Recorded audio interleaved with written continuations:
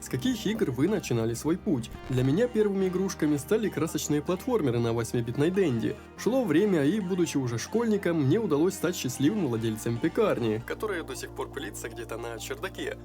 Уже там я был совершенно без ума от Vice City, играл только в нее и буквально каждый день часами пропадал в этом миниатюрном мирке, который на тот момент казался огромным. С возрастом мои вкусы менялись, на рынке появились высокобюджетные сюжетные игры, стратегии, но спустя года меня начало тянуть к различного рода симуляторам. Поездки, ремонт, выживание, готовка. Да, представьте, даже такое дерьмо. И в конечном итоге я понял, что больше всего меня привлекают проекты, которые дарят новый игровой опыт. Можно бесконечно долго любить проработанный мир РДР или сюжет The Last of Us, но каждый раз, когда я вижу кадры чего-то необычного, неведомая сила тащит меня туда. Именно так и случилось с Баротравмой, игрой, о глубине которой я даже не подозревал, и только часу на 10-м ощутил ее вайб. По сути, это симулятор капитана подводной лодки, но такое сухое описание не передает и капли тех эмоций, которые ты получаешь во время подводных путешествий. И я правда боюсь сказать чего лишнего, чтобы не заспойлерить вам игровой процесс, разобраться в котором полностью еще нужно постараться. Так что, думаю, пора бы уже начать мою первую исповедь и показать вам Баротравму глазами новичка. Бесконечно привлекательными играми являются те, в которые надо погружаться с головой, учиться играть и осваивать незнакомые механики. Я понимаю, что многие из вас тоже хотели бы прикоснуться к чему-то прекрасному, но не у каждого есть такая возможность, точнее, не у каждого она была. FanPay — это огромная торговая площадка, где можно купить любую игру, аккаунт с играми или игровую валюту. Что бы ты ни искал, начиная от игровых ключей и заканчивая подпиской на один из любимых сервисов, найти все это можно будет на FanPay, и поскольку в роли продавцов здесь выступают обычные игроки, то и цены тебя приятно удивят. Все покупки безопасны, продавец не может получить деньги до тех пор, пока ваш заказ не будет завершен. Нужно, например, пополнить Steam, залетаешь в нужный раздел, сортируешь предложения по наиболее выгодной цене и выбираешь понравившегося тебе продавца среди сотен различных вариантов. Низкая комиссия пополнения баланса из любого региона делает FanPay отличной торговой площадкой, так что залетай на сайт по ссылке в описании или в закрепленном комменте и затаривайся годнотой по приятным ценам. А мне пора было погружаться на дно. И вот, когда я наконец попал в главное меню, выбор был невелик – идти испытывать удачу в компании, само собой перед этим пройдя краткий курс, так сказать, молодого бойца. Началось все со снов, где мне сказали, что я нахожусь в реабилитационной камере и до этого момента находился на лечении. За все это время задолжал немаленькую сумму, которую надо будет еще и оплатить. Получить кредит, даже не начав игру. Вцепившись пальцами в клаву, я понял, что же эта игра мне напоминала все это время. Какие-то старые убогие флеш-игры, сделанные на коленке. Когда-то малым еще купил диск с ними, 2000 в одном назывался, тогда я думал, что чем больше игр на диске, тем лучше. А в итоге получил, ну вот, что-то вроде этого. Нажми и удерживай кнопку с бутылкой, чтобы начать разлив. Давай, еще давай. Ну ты чего, дружок, краев не видишь? Еще, а? Но не может же быть, чтобы у какой-то флеш-игры были настолько высокие оценки и интересные отзывы. Разобрал людей на органы, механика с электриком распала давлением воды, крейсер с фури, что? Что такое фури? О господи. В любом случае, судить было слишком рано, я ведь еще ничего даже не увидел. В базовой программе обучения меня научили открывать двери, взаимодействовать с окружением и чинить с помощью отвертки щитки. Мне, человеку довольно невнимательному, это все как-то трудно давалось. Что уж говорить, когда через отремонтированную панель удалось выкачать воду из соседнего помещения, я 2 минуты пялился в дверь, пытаясь понять, как ее открыть. Тыкался во все мышкой, лез к щитку, чтобы в итоге осознать... Да, она уже была открыта. Ебать, я тупой! Хорошее начало, однако. Взаимодействовать с игровым окружением было немного трудно, интерактивные объекты почему-то визуально сливались со стенами, и я продолжал тупить. Привык, что во всех этих ваших AAA играх интерактивные объекты мигают, каждый маломальски важный объект отмечен здоровенным маркером, а 47-я хромосома позволяет раскрыть весь потенциал игры. Да. Но не спешите меня списывать. Я успешно заварил дыру в стене с помощью ручной сварки, и на очереди была починка двигателя, что находился в целиком затопленной комнате. Я надел скафандр, чтобы погружаться под воду, и, не успев сдвинуться с места, прочитал, что задыхаюсь в скафандре. Надо было вставить кислородные баллоны. Ну, вроде логично, но... так вот же они. Ремонтировались все устройства простым, но своевременным нажатием, да и в остальном вроде бы сложнее всего пока что было разобраться с непривычным взаимодействием с окружением. Но вы понимаете, самое сложное – найти кислородный баллон у себя под носом, понять, что открытая дверь открыта и все такое. Когда через минуту от меня требовалось уже наоборот затопить помещение, чтобы дотянуться до лестницы, я понял, что все эти схемы, насосы для откачки не просто декорации, а одни из десятков, если не сотен частей механизма подлодки, со своим конкретным предназначением и функционалом. Обучение закончилось лайтовенько, ко мне впустили какого-то грязевого раптора. Вот придурки, пусть теперь он за меня лечение оплачивает. И вот, казалось бы, все не так уж и сложно. Чини себе электрощитки до насоса и горя не знай, но во второй фазе обучения меня подготовили к осваиванию сразу 5 профессий. Оказалось, что управлять стальным подводным зверем – дело совершенно непростое, и полноценная команда включает в себя несколько человек, у каждого из которых индивидуальные обязанности. Капитан управляет кораблем, используя вот эту штуку – навигационный терминал. Он оборудован сонаром и системами управления корабля. Инженер следит за источником питания корабля, а в этой игре это грёбаный ядерный реактор, чинит электрические приборы и распределительные щитки. Механик чинит двигатели и заваривает брешь в обшивке корабля, охранник сидит на ночной вахте и зырит сериальчики. Шучу, на самом деле это очень важный тип, защищающий команду от опасностей. И последний, но не по важности, медик, типочек, позволяющий залечить душевные и не только душевные раны с помощью морфина и прочих медикаментозных хреновин.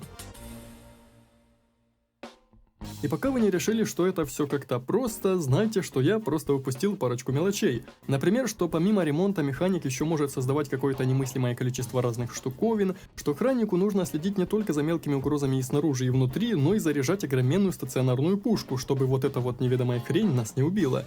И сдается мне, что неспроста инструктор рассказал мне, что оружие мы обычно храним за крепкими дверями с замком. Знаете почему? Как вариант, потому что и в профессии медика тоже были свои нюансы. Знакомьтесь, морфин подавляет сильное ощущение физической боли и боли психогенного характера, а еще вызывает наркотическую зависимость, и никому не известно, на что будет готов пойти на душа, если от желаемой дозы его будут отделять другие члены экипажа. Так что помимо того, чтобы сделать укольчик чудо-лекарства, нужно еще и обезвредить его побочные эффекты. И это уже не говоря о том, что ранения могут быть разными, начиная от ушиба, ожога и заканчивая банальной остановкой сердца. Здесь уже будет нужно применять непрямой массаж. Я уже понимал, что мне предстоит очень веселое приключение, не говоря уже о том, что если инженер не будет следить за уровнями выработки и потребления энергии, то у нас начнут гореть все приборы, а в конечном итоге и сам корабль может просто-напросто разъебать. Мне казалось, что в этом и будет основная сложность – управление командой не самых умных болванчиков, и хоть очевидно, что в кооперативе с живыми людьми управление лодкой могло бы ощущаться совсем по-другому, еще не ясно, кто является более надежным членом экипажа. Глупый бот, который по какой-то непонятной причине не выполнит свою работу, или живой человек, который не выполнит ее нарочно, просто ради рофла. Как бы то ни было, я осваивал бремя обязанностей командира по управлению сонаром и непосредственным перемещением судна. В активном режиме сонар непрерывно испускает звуковые волны на все 360 градусов и фиксирует обратный сигнал. Можно было переключить эту штуку и на узкий диапазон работы, но признаться, пока я не имею понятия, зачем это вообще нужно. Это все только усложняет. Дальше краткий курс плавания с расстыковкой. Ничего сложного, тыкай себе в нужную точку и посудина сама туда поплывет. Ну, по крайней мере, мне так кажется. Жаль, что на этом управление подлодкой только начиналось. Что есть у каждого капитана? Скутеры. У каждого капитана есть команда, и через вроде как несложное меню можно отдавать работягам приказы, латать протечки, чинить проводку, занимать турель для активной защиты. И я вам клянусь, хоть пока что выглядело все довольно просто, я совершенно не имел понятия, что буду делать в реальной ситуации, особенно если что-то пойдет не так. Да и как вообще мониторить состояние систем подлодки, я тоже не особо понял. Вдруг что-то сломается, я об этом даже не узнаю. Ну да ладно. Это про этих там. Даже учитывая, что добрую треть обучения я, кажется, уже успел забыть, я был готов начинать.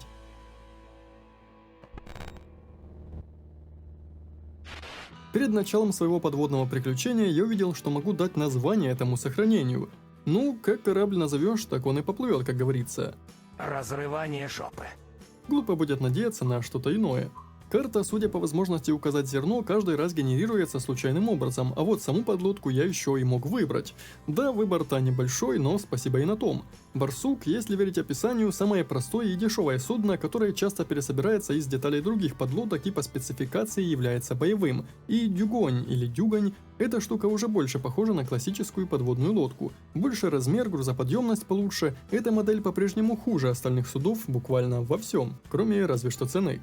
Понимая, что начинать нужно с малого, я взял барсука. О, можно буквально настроить каждого члена экипажа. Прошу поприветствовать Морфеус, Нео и Тринити. Уж с такой командой я не пропаду. В начале 21 века на спутнике Юпитера под ледяной радиоактивной поверхностью было обнаружено огромное море, населенное живыми организмами. Кроме враждебной живности, исследователи столкнулись и с другими трудностями – радиацией, холодом и очень высоким давлением в глубинах океана.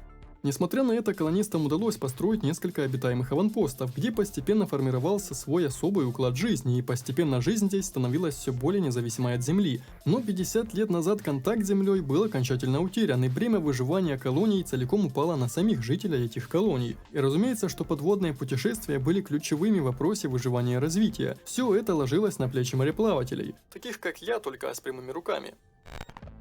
Я сразу же очутился на борту своего микросуденышка и был втянут в разговор с Нео, нашим инженером. Не шибко разделял его энтузиазм касательно морских приключений и уже мысленно отсчитывал, сколько нам осталось жить. Нео подметил, что надо пополнить припасы и искать какую-нибудь работенку, чем я и занялся. Это было лишь начало, но я уже испугался до усрачки. Чем именно? Не подумайте, на меня никто не нападал, просто пролезая через стыковочный шлюз, я ненароком нажал на какую-то хреновину и увидел это. Что это такое? Какие-то чипы, проводка? Я не знал, что для игры нужно образование электрика. Я просто из тех людей, кто может минус с плюсом перепутать, не то чтобы разбираться в каких-то неведомых компонентах. Станция, или, пожалуй, правильнее будет сказать аванпост, был довольно небольшим и таким же мрачным местом, как и моя подлодка. Нашел торговца, затарил у него топливо для сварочного аппарата и стержни для реактора, а этажом выше находился скромный кабинет управляющего. Стул, стол, диван. 2 кресла? Ну я не знаю більше, що треба дітям, щоб вони ідеально жили. Да уж, не очень-то богато, но мы ведь здесь и не за этим. У этого типа было для меня задание. Станция продала стройматериалы соседям, и надо было их доставить. Совершенно ничего сложного, но знали бы вы, как это было стрёмно. Я еще немного потупил на моменте отстыковки, все думал, как открыть список заданий и взять квест. Оказалось все просто, на экране карты прямо перед отчаливанием.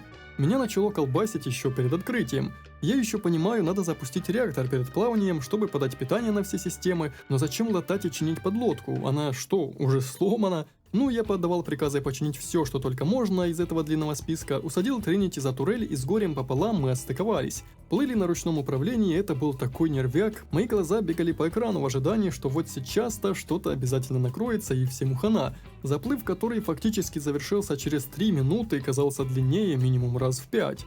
У нас, правда, что-то ломалось, но тогда я был в таком напряге, что даже это не заметил.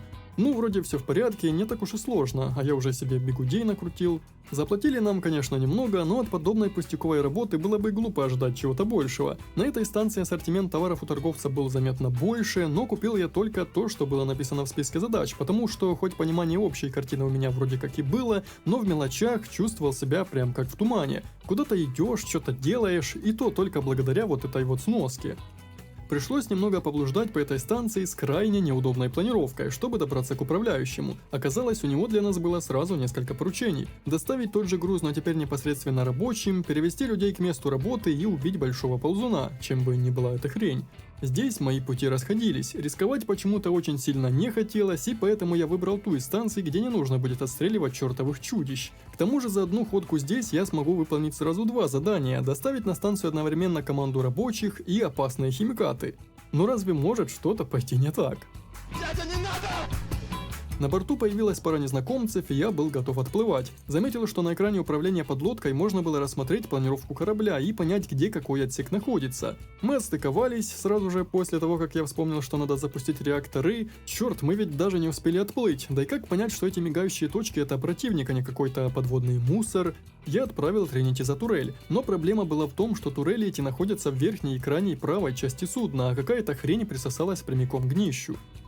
Пиздец начался именно в этот момент, хотя я понял это далеко не сразу. Появились какие-то мелкие пробоины, но наш механик, который, кстати, почему-то надел защитный скафандр, успешно их латал. Я пытался сдать назад, чтобы перевести твари к носовой части, где наша турель их уделает, но, видимо, уже было слишком поздно. Казалось, будто на сонаре больше нет враждебных целей, я дал полный вперед и погнал проверять, что там с судном, попутно совершив роковую ошибку. Каюты резко заполнились водой, и через считанные секунды я начал задыхаться. В предсмертной агонии вспомнил, что где-то там в шкафу находятся кислородные маски, схватил одну такую и... Видимо, меня раздавило высоким давлением. Переключившись на другого члена экипажа, я с ужасом осознал, что у нас появился незваный гость. Атаковал его тем, что было в руках, плазменным резаком или сваркой. Вспомнил, что у капитана должно быть табельное оружие, но его тело куда-то пропало. С надеждой, что даже инженер сможет вырулить ситуацию и вернуть судно на станцию, я полез к бортовому компьютеру и только сейчас понял, что оставил подлодку на ручном управлении, из-за чего мы со всей дури ударились о рифы. Я просто похлопаю. Ну, делать было нечего, я до последнего пытался угробить ту тварину, забравшуюся внутрь, но Нео потерял сознание из-за полученных ранений. Оставалась Тринити, у нее тоже не было оружия, но кроме сварки был плазменный резак, что, согласитесь, звучало получше. Вон Айзек с таким некроморфов только так раскидывал. Работяги, которых мы взялись перевозить, закрылись в комнате охраны, как, впрочем, и я сам, но надо было идти отбивать наш корабль, отбивать наш дом, и показать этому чучелу, кто в этом доме хозяин. Плазменный резак однозначно справился лучше, но капитан был мертв, не успели сожрать, а Тринити из-за многочисленных ранений потеряла сознание. Вы можете подождать, пока другой член команды вылечит вас. Да ёпта, у нас ведь нет врачей, только 3 калеки было, пока я их не ушатал. О, еще и топливо закончилось, хотя я исправно пополнял припасы. Ну все, здесь я окончательно понял, что это финиш. Да и что уж там, я с этим смирился. Честно, после первого трая не было понятно совершенно ничего. Как сражаться, как вообще успеть повернуть подлодку в такое положение, чтобы турели смотрели на противника. Да и как принимать на палубе, так сказать, незваных гостей. Если плазменный резак, который сталь плавит, не справился с той чепухой, то навряд ли пистолет будет на что-то способен. Классная первая экспедиция, ну делать нечего, команда Навуходоносора потерпела поражение, настало время отправлять в путь вторую экспедицию.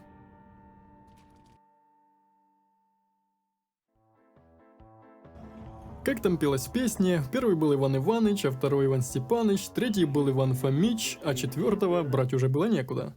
Все пошло по второму кругу, покупка припасов, подбор квеста, только в этот раз я маленько прошвырнулся по станции и забрел в пустующий отсек с очень привлекательным шкафчиком. Но оказалось, что, как в том меме, воровская жизнь нелегкая, особенно когда ты не понимаешь, что такое компонент, отправляющий периодически колеблющийся сигнал, и на кой хрен он тебе вообще нужен. Так, пожалуй, настало время провести экскурсию по Барсуку, чтобы вы вообще понимали, как здесь все устроено.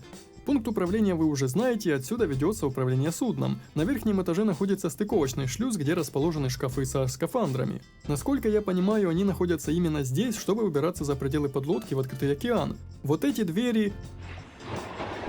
На этом же ярусе располагается небольшой склад, да уровнем ниже в центральной части оружейный отсек с 2 перископами для управления турелями. А вот в этих отсеках располагаются ящики с боеприпасами, которые нужно будет своевременно менять.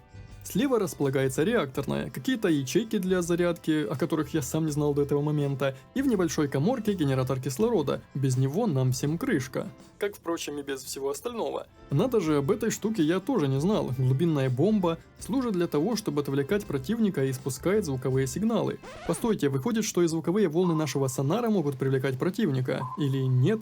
Как бы то ни было, осталось 2 последних отсека. Один с балластом, заполняется водой, если нужно опуститься глубже, и освобождается, чтобы всплывать. И не имею понятия, зачем нам здесь это помещение. Я думал, может здесь в будущем можно будет что-то оборудовать, но тут слишком мало места. Ну вот, теперь вы знаете примерно столько же, сколько и я. Настала пора отплывать. Из-за того, что я дал резкий вперед, электроника корабля на мгновение отрубилась. Видимо, с этим судном все настолько плохо. Но, как и в прошлый раз, с этим заданием проблем не возникло. Главное при стыковке частично переходить на автопилот с сохранением позиции, чтобы мягко пристыковаться со станцией. Вторым заданием в этот раз я взял охоту на большого ползуна. Ну а что, может быть, в этот раз противник хотя бы будет отмечен на сонаре, а там мы уж как-нибудь осторожно подплывем. Вспомнив, что прошлый заплыв у нас закончилось топливо, уже не считая других проблем, в этот раз я погнал на склад, решил перенести некоторые ресурсы поближе, в частности ящики с боеприпасами для турелей, но, увы, больше одного установить было нельзя. Ну, мы снова дали полный вперед и приплыли. Снова цели на радаре, и Иван Фомич уже готовился отстреливать эту живность. Я хотел было дать задний ход, чтобы эти твари оказались прямо у носовой турели, но...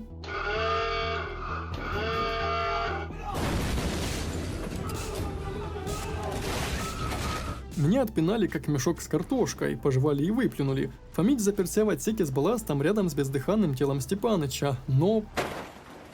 Я снова не выключил грёбаное ручное управление.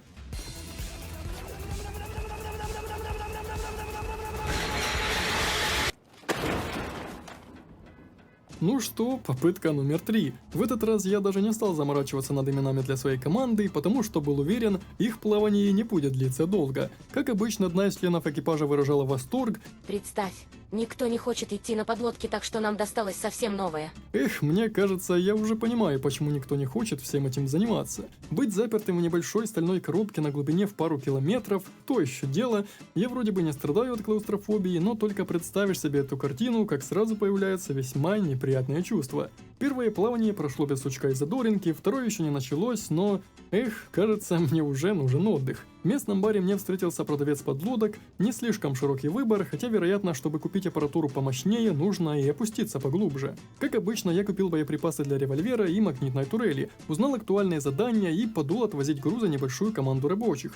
В этот раз у меня была какая-то тактика, и я ее придерживался. В основном вся ее суть не врубать активный режим сонара. Так я вижу препятствия только в непосредственной близости, но если двигаться с небольшой скоростью, то избегать их довольно просто. Мы огибали неровную поверхность скал, как вдруг гусач, которого я посадил за турель, начал стрелять по ледяному шпилю. На кой хрен было неясно, потому что я переключился на этого типа, и мне трудно сказать, что выстрел по куску тысячелетнего льда приносил хотя бы какие-то результаты. Надо было просто погружаться на большую глубину. Балластовый отсек начал заполняться, и мне пока до конца не было понятно, это я управляю им непосредственно через панель, или же просто отдаю приказы, уже один из работяг бежит туда и дергает переключатель. Ну да, пошел я нахер. Прямо мне в лоб двигалась стая из 3 ползунов. Так быстро, как только смог, я врубил газульку в противоположную сторону и начал откатываться назад. На борту уже виднелись бреши в корпусе, но мы постепенно набрали скорость и начали отрываться, попутно отстреливаясь. Ёлки, я не верю, но кажется, мы справились. В процессе отступления чуть буквально не уперлись в риф, но черт, мы реально смогли. Радар показывал местоположение бездыханных тел чудовищ и... А что если...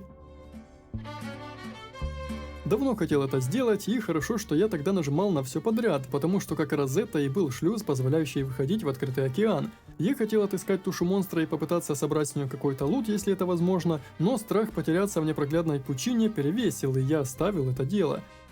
Оказалось не зря, ведь, судя по радару, туша плавно опускалась на дно и в конечном итоге вовсе затерялась где-то среди скал.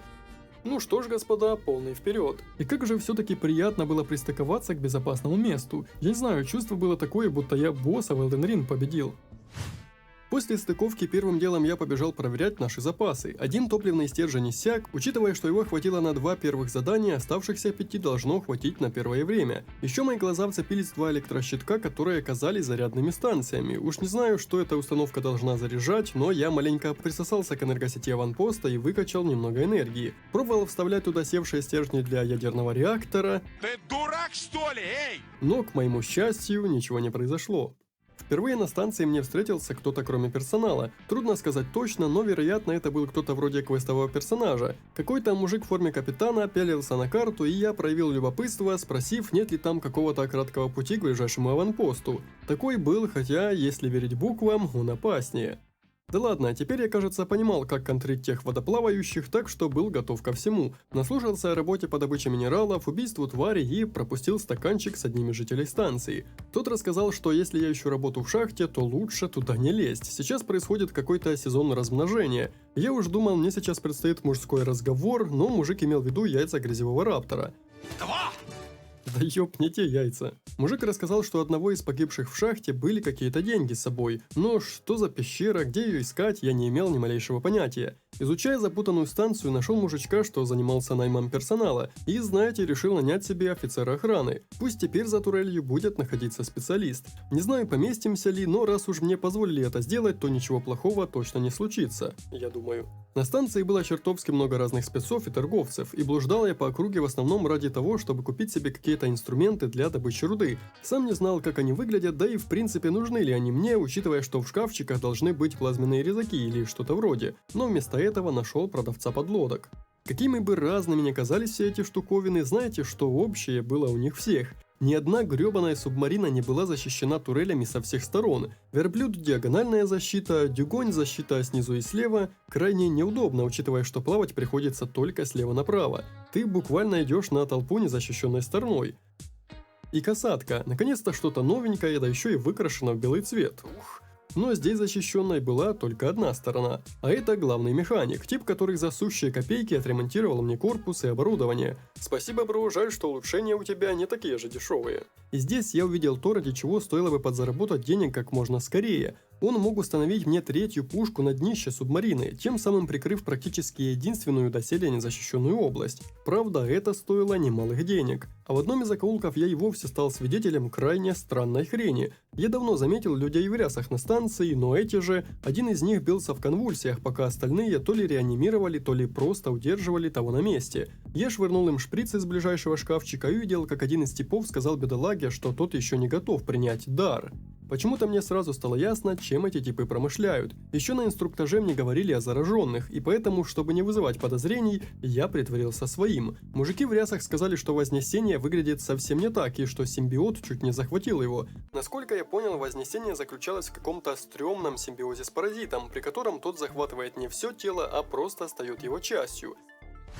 Мужики сами были новенькими и не смогли мне ничего толково рассказать, только о каких-то ритуалах и средствах, позволяющих подготовить себя и симбиота к метаморфозе. Но пока дело не зашло слишком далеко, а то мне уже, если честно, было стремновато, я удалился и сообщил все службе безопасности станции, испортив тем самым репутацию среди этих сектантов. Они еще после всего этого мне и работу предложили.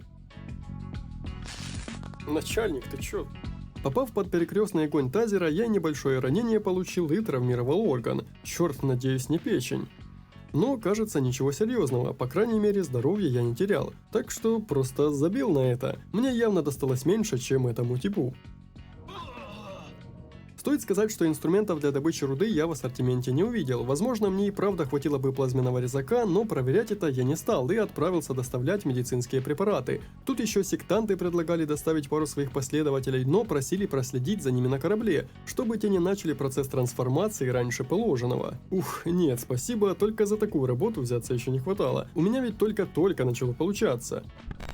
Да я надеялся, что можно будет в принципе пока не уплывать куда-то слишком далеко, а покружить между ближайшими станциями, чтобы заработать немного денег, да набраться опыта. Думаю, для чего-то серьезного я еще не готов.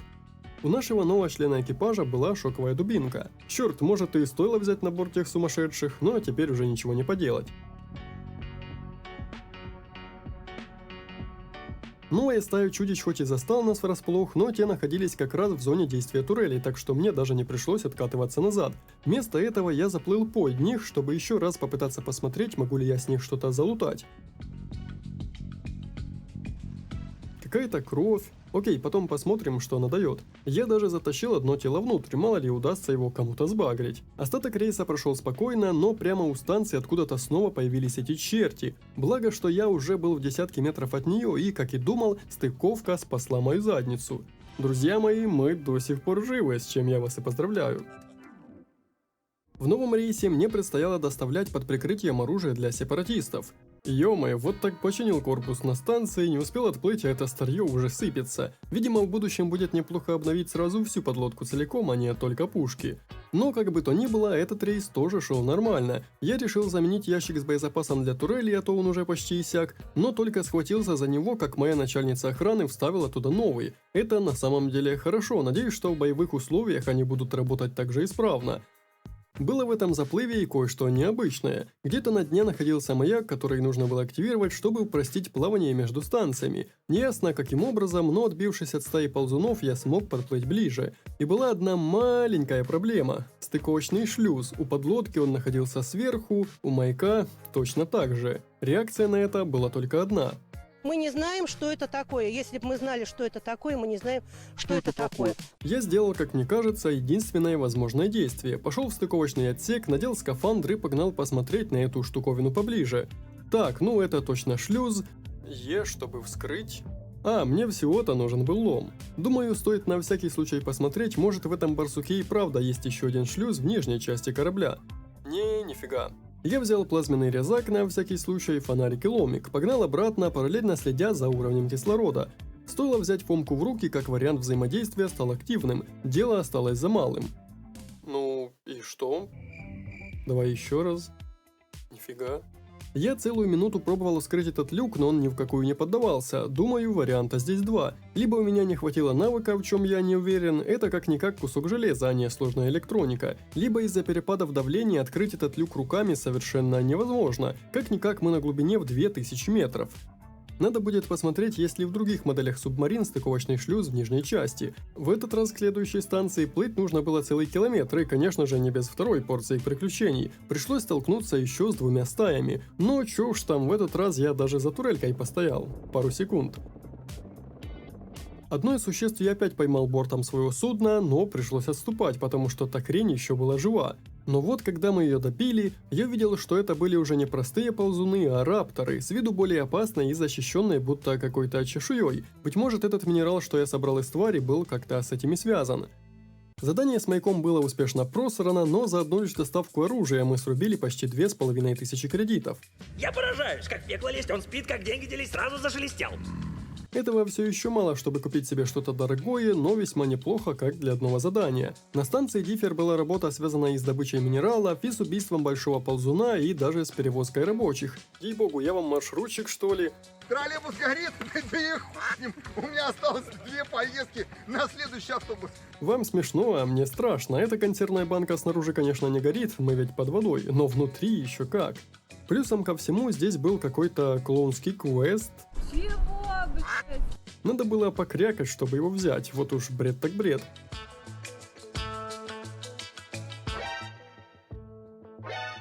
Мужики, я, наверное, лучше не буду вам здесь мешать. Да чего же странная станция. Клоуны, бар голубая устрица, практически. Ну, хотя бы можно было затарить пивка. Еще какой-то мужик, блин, минировал торговый автомат на станции. Лучше бы тренировался вон на... тапках. Да меня заминировали, ёпта, если палка разомкнется, я взлечу на воздух. Кроме этого, я взял парочку бинтов и препарат, позволяющий ослабить зависимость после приема морфина. Надеюсь, это добро нам не пригодится, но бинты – это прям базовая необходимость. Краем глаза я заметил то, чего раньше точно не было. Оказалось, что каждый член экипажа имеет уникальные для своей профессии перки. Какие-то дают больше опыта, ускоряют освоение навыков. Этот лось может и крутой, но я решил вкачать доставку грузов, а не боевых заданий, лучше поберечься. Адриана, будучи электриком, получила улучшение основного умения, а механике я дал перк, позволяющий ускорять нашу посудину в зависимости от его уровня. Поскольку офицер охраны прибыла к нам сравнительно недавно, то она еще не успела прокачать навыки. И, знал бы я, что произойдет дальше. Мне до жути не хотелось опускаться глубже, ведь чем больше глубина, тем опаснее. И была маленькая надежда на то, что если я вернусь куда-то на уже посещенную станцию, то там появятся новые квесты, что позволит мне, условно говоря, тупо фармить бабосики и опыт. А когда я уже почувствую, что готов погружаться на дно, смогу сделать это в любой момент. Я выбрал самый ближайший аванпост, но даже несмотря на это, путь оказался не близким. Дал полный вперед на ручном управлении и, кажется, я начал понимать, зачем мне нужен лучевой сигнал в сонаре. Если эти животные и правда реагируют на звуковые волны, то так я в несколько раз снижаю риск быть замеченным. Впереди были какие-то очень мутные скалы, и чтобы заработать, я решил посетить еще и этот маяк. Вдруг здесь у меня что-то получится. Увидел внизу какую-то странную сигнатуру, вроде бы и твердая порода, но сигнал уходит куда-то вглубь нее. Там точно что-то есть. За всем этим я не заметил страшного. Верхнюю часть субмарины успели продолбить, и у нас внутри был враг. Ёбаный лучевой сигнал. Походу он сделал меня слепым во всей этой области поиска. Внутри уже была толпа рапторов, и я отдал свой последний приказ – сражаться до самого конца. Половина подлодки уже была затоплена, и я, не мешкая ни секунды, погнал в верхний отсек, дабы поскорее накинуть скафандр. Увидел полудохлую сестрюню и...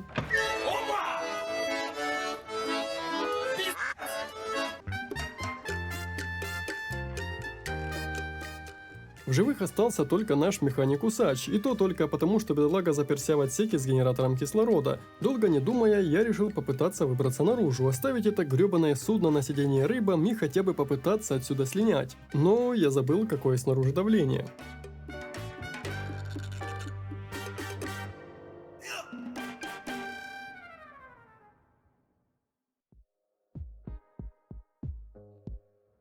Только сейчас до меня дошло, все это время я мог не начинать игру заново после каждой смерти, а просто загрузиться с чекпоинта. Но я все равно начал сначала. А все ради того, чтобы теперь, когда я начал понимать, как этот мир работает, начать все с чистого листа. И с профессиональной командой, разумеется. Знакомьтесь, капитан Джонни по прозвищу Порванный Туз. Почему порванный? Длинная история, и толстая тоже. Инженер Говард Воловиц, который играет Саймона Хелберга, человек с невероятным опытом и забавным прозвищем Хлопушек. И, наконец-то, механик Кардан по прозвищу Пробитый Фиксик. Как вы понимаете, с такой командой проиграть было попросту невозможно. Хорошее начало. Я по-быстрому выполнил первое задание, взял еще парочку, в том числе по уничтожению ползунов. Доселе это мне не удавалось, но не с такой профессиональной командой. Да, грустно, конечно, что не удается пострелять самому и приходится наблюдать за всем самым интересным с монитора эхолокатора, но когда понимаешь, сколько скучной работы ты пропускаешь точно так же, то сразу становится норм. Дополнительного работника в этот раз я брать не стал, это все равно никак не спасало меня от вторжения внутрь подлодки. У местного доктора удалось вылечить последствия моего пируэта и помочь механику, которого, видно, ошибануло током или прищемило дверью. На моменте закупки боеприпасов я заметил, что у меня ведь две совершенно разных пушки, надо бы как-то узнать, как именно называется вторая, чтобы пополнить ее боезапас в том числе. Увы, но даже встав за перископ, название пушки нигде не подсвечивалось, но буквально в шаге от нее стояли ящики с амуницией, так что я все узнал. И как же вовремя я это обнаружил, потому что импульсный лазер как раз и был носовым орудием, которое нас выручало уже не один раз. Теперь на выбор встало два заказа: добыча минералов или еще одна охота на тварей, а вместе с ней доставка биологической угрозы. Не, я не об этом. Надо было перевести яйца трупного паразита по поручению церкви Хаска. Звучало стрёмно, не хватало еще ощутиться с паразитами в одной подлодке. Хотелось рассмотреть, как именно они выглядят, но я не смог найти их на корабле, может это и к лучшему. Все начиналось как всегда, осторожно подплываешь к ползунам, чтобы турель их видела, но не слишком близко, потому что потом придется врубать задний ход. К счастью, обошлось, я даже не поленился выбраться наружу и подлутать парочку трофеев. Легчайшее задание: на станции мне встретился какой-то случайный работяга с бутылкой спирта содержащего. Мужик напрашивался взять его с собой и сказал, что будет готов работать за еду. По специальности он был помощником. Насколько я понимал, это такой тип, который одновременно способен заниматься всем чем угодно, но не является мастером ни в одной из специальностей. Ну, зато у него была баклажка медицинского спирта. Ничего так 90%.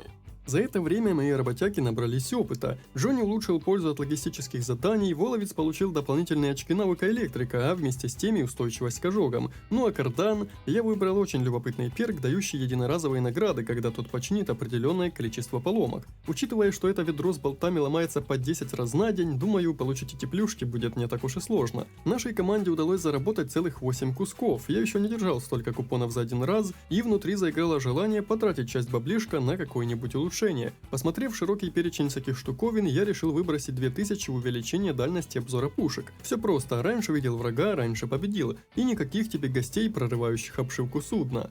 А еще я купил аккордеон. Ну а что, стоил он сущие копейки, пусть будет. Побеседовал с главным на станции и узнал о работенке. Впервые за все время появился квест, который позволял не погружаться глубже, а наоборот откатиться немного назад. Но брать его я не хотел, ибо с обратной стороны было сразу два поручения, дающих в разы больше денег. Опа, ништяк. Оказывается, у нас все это время был базовый набор для самозащиты в сейфе. Главное не подпускать сюда того проспиртованного новичка. Его я, к слову, усадил за вторую турель, так что теперь наша активная область защиты стала заметно больше. Схватки с мелкими паразитами больше не вызывали оцепенения и выброса адреналина, но по-прежнему заставляли держать ухо востро, потому что я помню, насколько быстро они прогрызают обшивку. О, это что за херня? Новичок открыл огонь из пушки, но громадина раза в 3 больше остальных отступила и продолжила атаку. Я чуть не обделался, но спасибо новенькому, он ее все-таки одолел. Ну-ка, что там за хреновина? Йоу, молотоглав. Теперь понятно, почему он отплывал. Судя по квадратному лбу, эта хрень любит идти в лобовой контакт. Честно, даже не представляю, как мы ее одолели. В этом рейсе я еще не один раз сталкивался с противником, в том числе с молотоглавом, но было кое-что немного интереснее этих стычек. Поскольку я впервые взял задание на добычу полезных залежей, то кому-то нужно было проверять, работает ли плазменный резак с каменными породами. Кого именно отправлять, я долго не думал. Новичка, его не так жалко.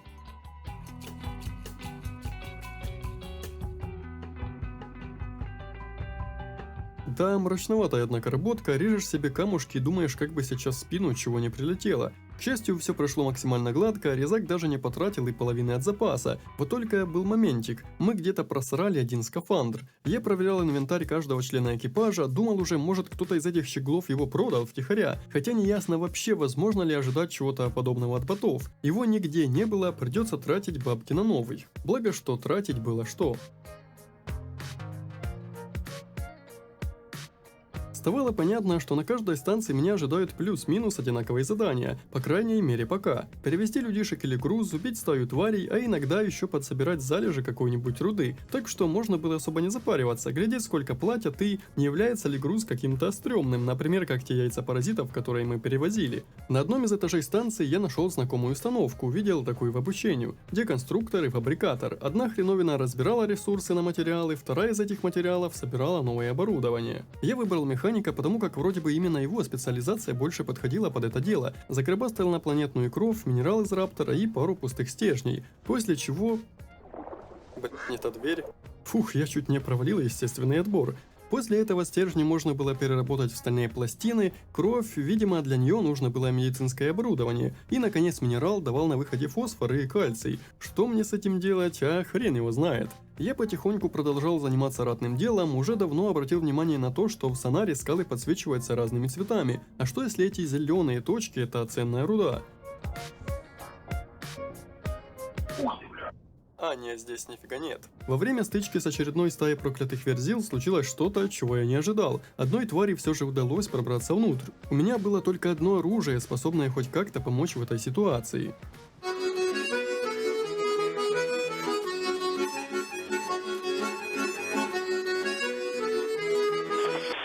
Подлодку начало затапливать, и хоть я надеялся спастись от чалев к станции, но мои работяги попрятались и ни в какую не хотели лезть проверять, что же там, блин, происходит. Я сразу же надел скафандр и начал решетить гостя со своей пукалки. К приятному удивлению, урон у револьвера был приличный, и нам даже удалось отбиться.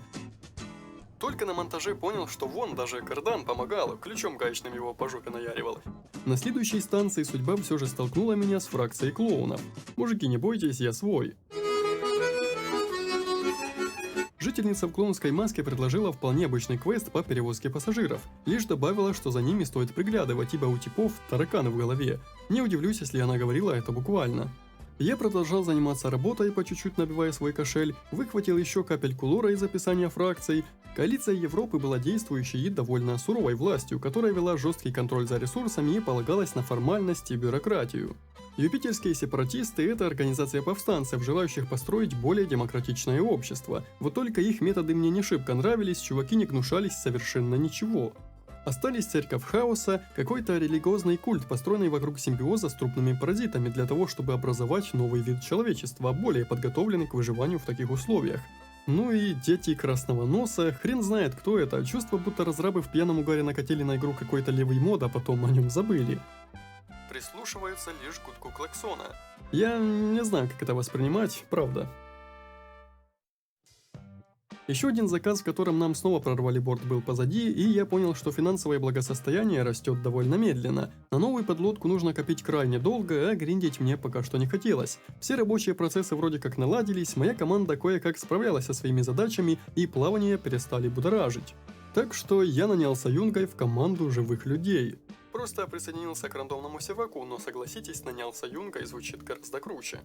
Я нашел сервак с небольшим пингом и сразу же полетел туда, пока толком не понимая, как будет происходить игра в команде с живыми людьми. Из предложенных ролей я выбрал помощника, потому что он прям идеально олицетворял меня. Чел, который может делать все, но ни в чем не шарит. И вторую роль, как я понял, офицера охраны, чтобы на крайняк постоять за турелькой и погатить по тварям. Тип подводного корабля USS Nomad T3 мне ничего не говорил, пока я не увидел его собственными глазами. Это ж как здесь вообще ориентироваться? Я на Барсуке умудрялся забывать, где какая палуба, а здесь... Мужики были в рейсе, и я сразу же заметил, что у них как минимум есть электрическая защита корпуса. Таймер пробил по нолям, и я заспавнился, но хрен знает в каком месте. Решил подать признаки жизни в чате и, маленько осмотревшись, понял, что я нахожусь на совершенно другом судне, на какой-то миниатюрной субмарине, если быть точным, и чтобы присоединиться к команде, мне нужно было сперва до них добраться. К счастью, это судно было заметно быстрее, и я не спеша их догонял. Кажется, меня даже заметили. Я рассказал им, что из опыта у меня только 1,5-2 дня управления ботами, кто-то из команды даже похвалил мои навыки управления субмариной. Постыкуись, это хорошо, кстати.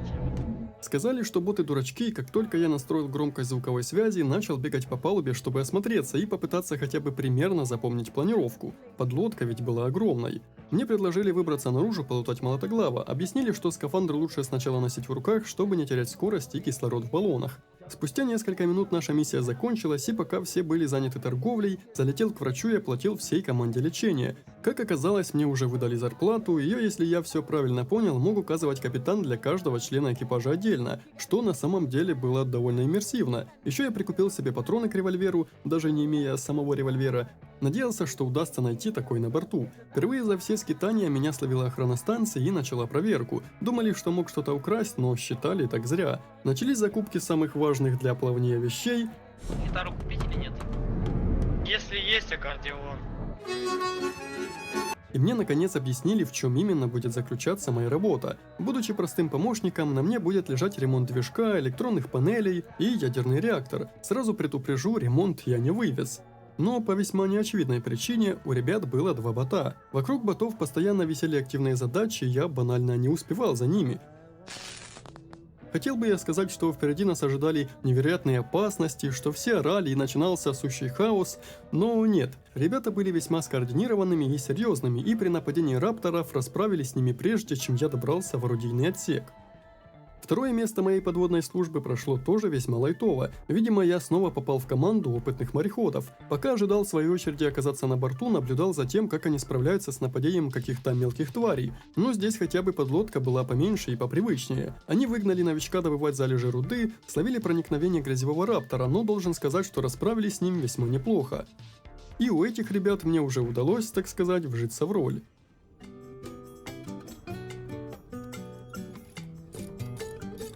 Да, вот где-то так и выглядел мой геймплей в этом рейсе. Но должен сказать, что игралось это дело все равно довольно интересно. У каждого на подлодке была своя роль и понимание, что по сути никто кроме тебя не сделает твою работу, потому что в это время занят своей, давало очень кайфовое ощущение того, что вы действительно команда. Здесь уже потяры не мешали мне работать, и я так быстро, как только смог, отыскал реакторную и комнату с кучей щитков. Отныне это стало моим основным местом обитания. Но в момент, когда команда на очередном задании отправилась куда-то на зачистку гнезд, я взял инициативу в свои руки и занял единственную свободную турель, как оказалось, весьма вовремя.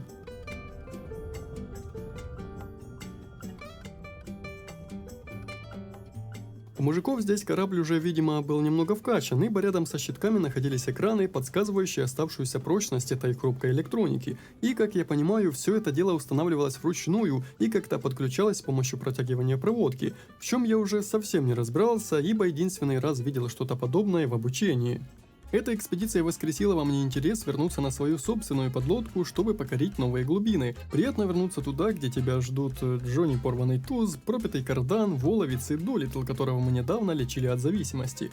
После удачных похождений я набрался смелости отправиться дальше, а не застаиваться на первых станциях, тем более, что уверен, дальше меня будут ожидать не только более опасные миссии, но и более дорогие подлодки и мощная снаряга. Мне удавалось уйти от нападающих так, чтобы не допустить проникновения внутрь, и задания давались вполне легко. Но вот что мне не понравилось, нанятый мною первый встречный, тот, который еще согласился за еду работать. У него опять появились симптомы ломки, и я начинал понимать, что эта болезнь будет преследовать его постоянно, так что, возможно, стоит задуматься над наймом кого кого-то еще.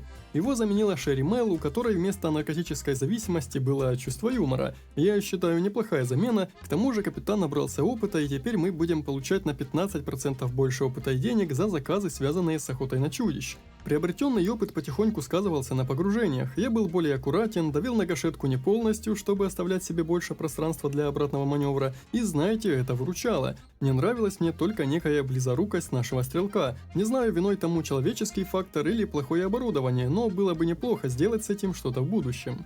Я исправно выполнял свою работу, и когда капитал перевалил за 14 тысяч, начал присматриваться к более продвинутым суднам, но хотел заработать еще, чтобы сразу же установить на новое судно дополнительную турель.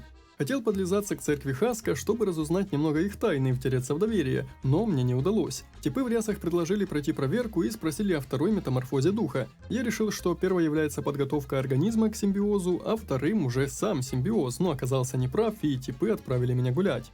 До заработка нужной мне суммы чего только не случалось. Чертов пожар, который непонятно откуда возник. В хаосе я пытался открыть шлюз, чтобы затопить огонь, но чертова дверь автоматически блокировалась. И стоило мне только умереть, как все это время здесь был гребаный огнетушитель.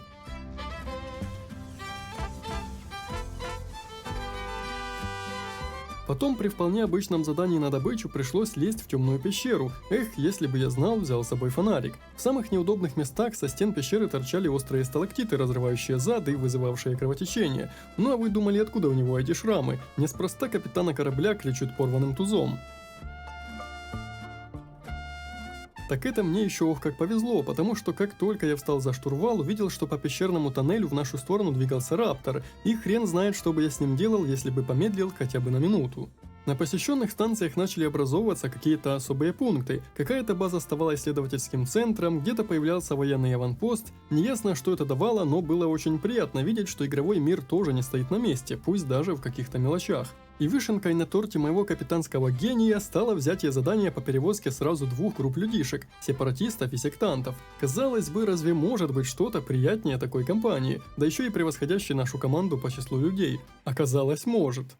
Мы только-только отбились от еще одной стаи, как очередной кипиш случился уже внутри подлодки. Один из сектантов бросался на людей. Я до последнего не хотел в это верить, но глядя на то, что другие находились еще в адекватном состоянии, это, вероятно, и есть их долбанное причащение, захват тела паразитом. Я сдер с мужика последнее лохмотье, а после обнаружил на своем теле укус. Хрен знает, работает ли это так же, как с зомби-вирусом, но я быстро сориентировался, вспомнил, что в аптеке лежал препарат против заражения, и вогнал дозу себе прямо вместо укуса. Спасибо ачивке, которая подсказала, что спасение прошло успешно. Тело промытого бедолаги я от беды подальше выбросил в открытый океан, пусть покоится с миром, может на том свете хотя бы поумнеет. Но веселье только началось.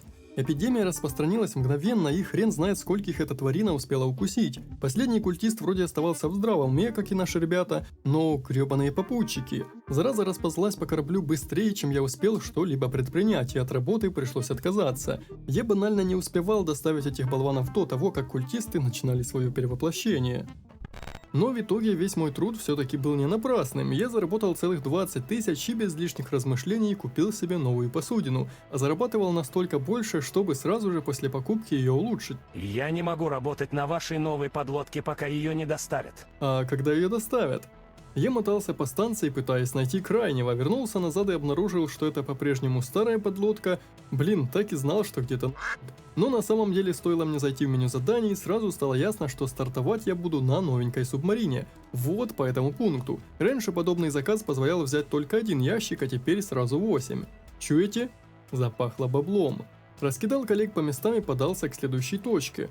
Во, сразу видно качество. Маневренность этой малышки была заметно лучше, жаль только оба орудия стояли сверху. Это значит, что днище моего корабля целиком и полностью не защищено, а это очень плохо. Но должен сказать, что первое испытание эта кроха прошла на ура. Всю дорогу, как нарочно, стаи ползунов попадались надо мной, благодаря чему залп из всех орудий помогал справиться с ними без особых проблем. Непривычно было видеть шлюз рядом с отсеком для стыковки, я путал их некоторое время, но в остальном красота. Я немного прогулялся по субмарине, надо было освоиться и посмотреть, что где вообще находится. В итоге под капитанским мостиком был склад, справа от него отдельный отсек, выделенный под медчасть, и был даже жилой отсек. Мотор и реактор и большая часть щитков находилась в задней части, что было весьма удобно, а под реактором еще и был инженерный отсек с переработчиком, верстаком и большим шкафом под это все дело. Радости не было предела. После выполнения работы закупился топливом и взял две интересных хреновины, которые должны будут еще пригодиться – распылитель и подводный скутер.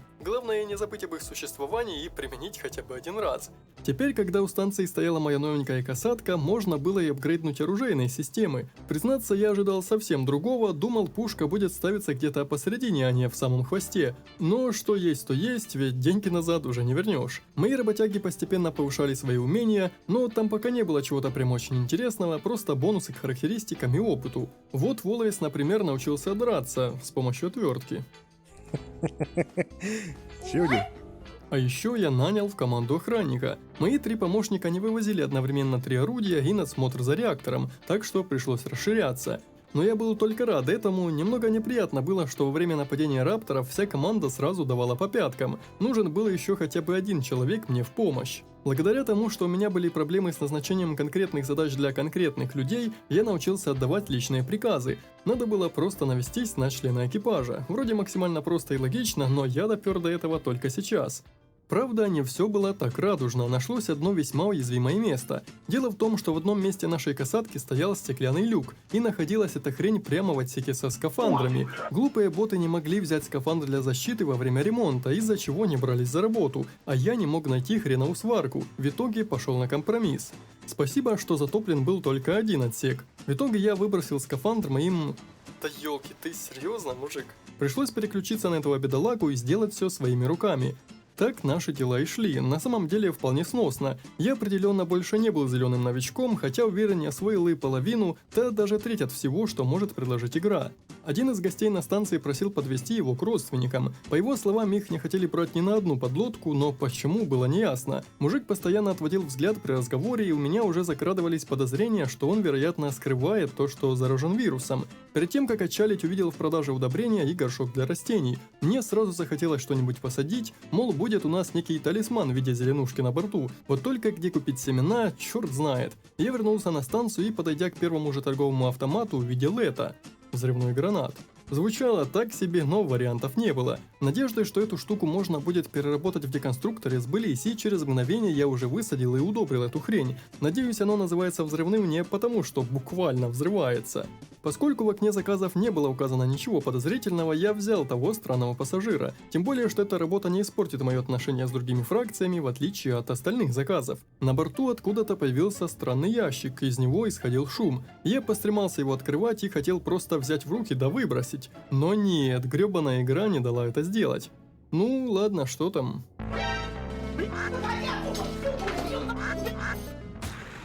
Черт, фух. Хорошо, что я нанял охрану. АТБ — это вам не шутки, а полигон для тренировок будущих агентов ФСБ.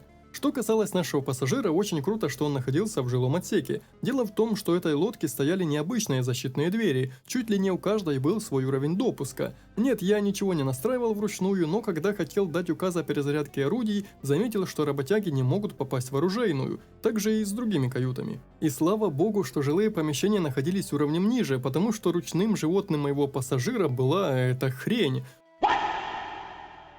Ну, хотя бы дружественная. Черт, мужик сказал, что та начинает нервничать в длительных путешествиях. Не знаю, солгал ли он, взял меня на слабо или еще что, но газку я поддал. К счастью, в этом рейсе мне не встретилось ни одной враждебной твари по пути, видимо, эта штука испугала их всех. Не знаю, по какой логике это работает, но купленные мной улучшения для барсука сохранились и, как я понимаю, оставались актуальными и для текущей подлодки. Это весьма упрощало процесс выживания в бездонном океане. Как и вот эта обалденнейшая фича – сканер минералов. Доселе я знал об их местоположении только если брал подходящее задание, но теперь это добро отображалось на сценарии, и я мог заняться добычей полезных ископаемых в больших масштабах и использовать для себя. Еще я научился отдавать приказы по разборке израсходованных стержней, пустых ящиков из-под боеприпасов и прочих материалов. Надо было просто зажать Shift и вызвать контекстное меню. Это экономило мне кучу времени, но надо было оставаться внимательным, чтобы в бою не лишиться защитника в самый неподходящий момент. А такие моменты были. В этот раз я охотился на рой, противников которых доселе еще не встречал.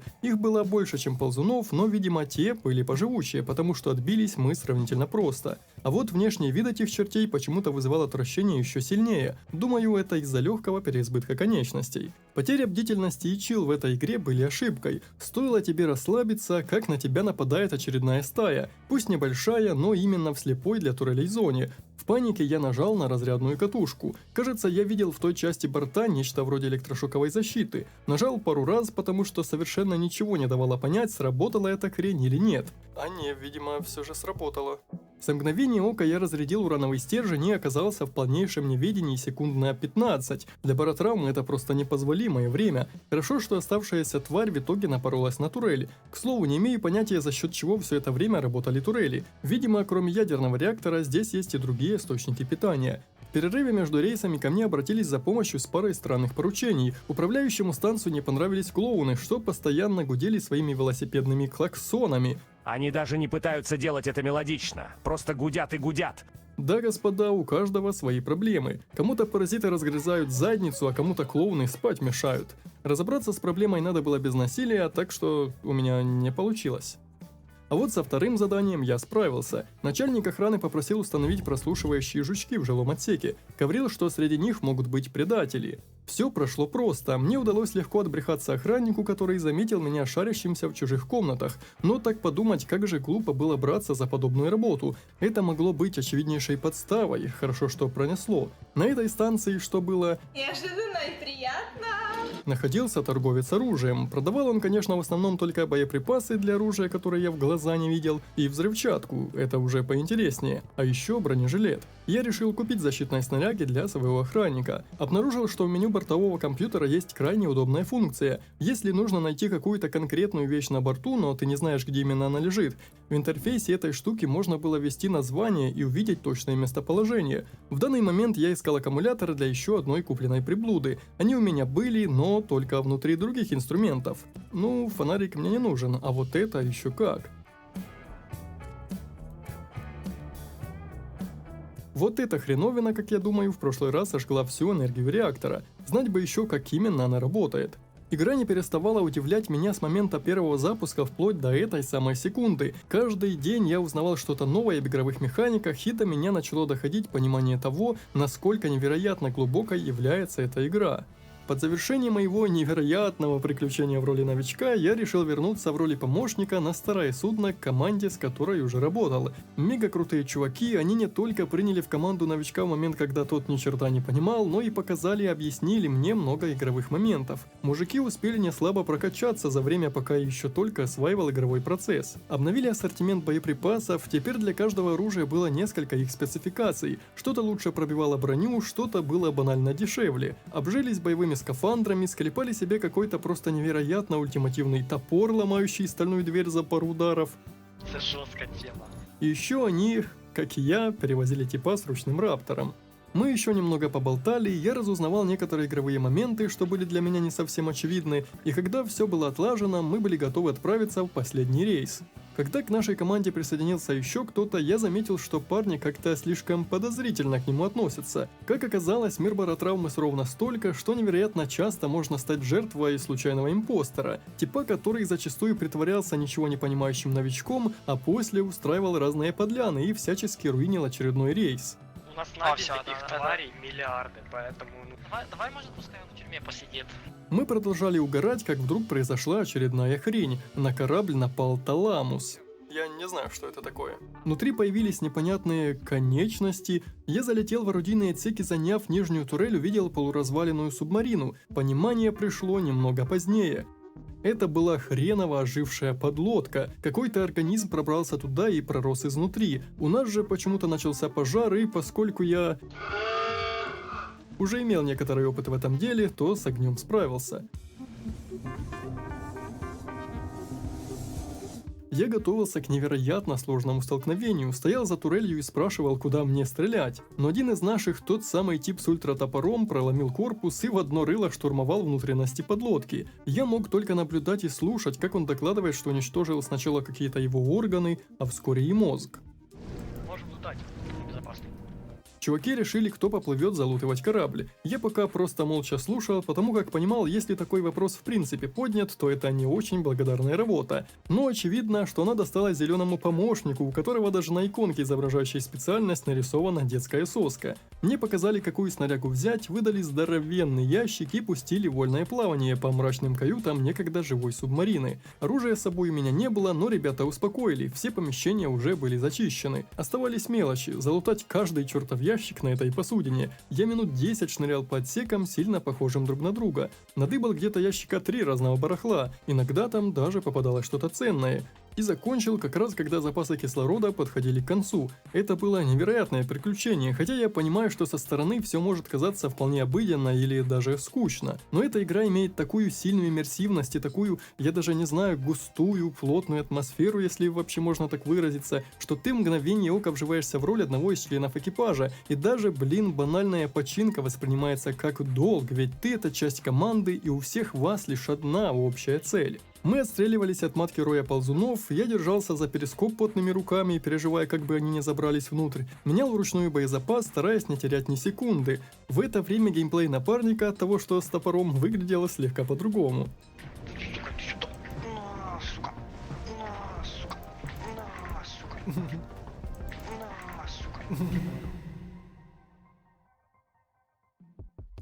Это приключение было невероятно увлекательным, и пока мои случайные напарники пытались наладить связь с очередным новоприбывшим, который вел себя крайне подозрительно, Отзовись, пожалуйста, либо первый мой заход будет топором тебе по голове. в этот момент я понял, что вот оно. Я окончательно вжился в роль выживальщика в радиоактивных водах Европы, освоил управление подлодкой, менеджмент и переработку ресурсов, дайвинг в некоторой степени, и, пожалуй, теперь я окончательно перестал быть ничего не понимающей зеленью, и моя исповедь новичка подошла к своему завершению. И я понимаю, что в этом видео навряд ли захватил хотя бы половину от всего того, что может предложить эта игра. Баротравма – симулятор с невероятной глубиной игровых механик, крайне интересным и необычным миром. Даже не представляю, сколько нужно времени и сноровки, чтобы погрузиться на самое дно здешних океанических вод и добраться к ее финалу. Из бесед моих виртуальных коллег порой я слышал рассказы о самой глубинной точке этого спутника, о дне, именуемым глазом Европы, и одному только Богу известно, что там может находиться. Если вам понравилась моя небольшая исповедь, напишите об этом в комментариях, и кто знает, возможно в будущем я вернусь в этот мрачный и загадочный мир, но уже немного в другом формате. Подскажите в комментариях, какие или вернее сколько разных важных мелочей я упустил из виду. Спасибо всем тем, кто поддерживает меня донатом, лайкосом и даже просто своим просмотром. Пока я возвращаюсь развивать деревню Славов, так что до встречи в новых видео.